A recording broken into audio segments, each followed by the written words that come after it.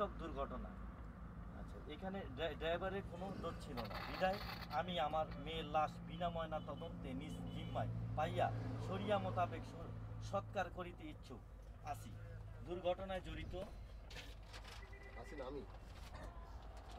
জড়িত ড্রাইভারের বিরুদ্ধে কোনো অভিযোগ করি না এবং এ ব্যাপারে আমার কাহারও প্রতি কোনো অভিযোগ আর সুভাষ সন্দেহ নেই। অতএব প্রার্থনা আমি যাহাতে আমার মেয়ের লাশ বিনা ময়না তদন্তে পাইতে পারি তার বিহিত আদেশ দানে মর্জি হয় নিবেদন।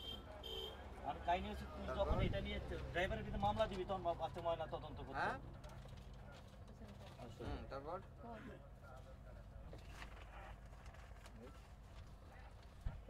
তারপর এই টাকা কই?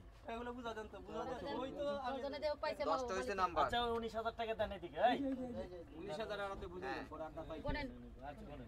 আচ্ছা ঠিক আছে, ওকে 8771 এই তো। আচ্ছা ঠিক আছে বল।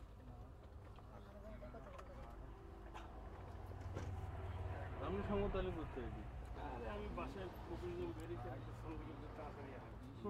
আরে এই তো এরা সব 28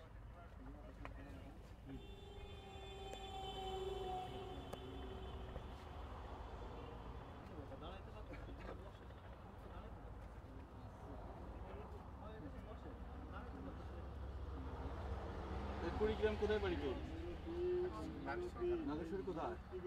নারায়ণপুর। সৎ নারায়ণপুর। আমাদের বাড়ি কই থাকে? দারোগা সাহেবের দেশি লোক তুমি। এটি সব আমরা দেশি। আমার বাড়ি তো নাগেশ্বরী।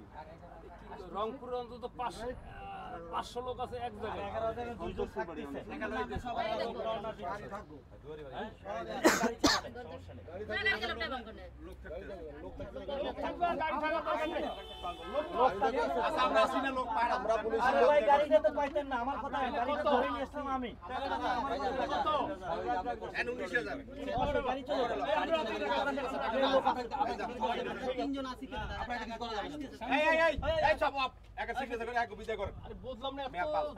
জীবন গেছে আবার তা তো পাইতি না, গাড়িটা জোর করে ধরা হয়েছে বেড়া। তা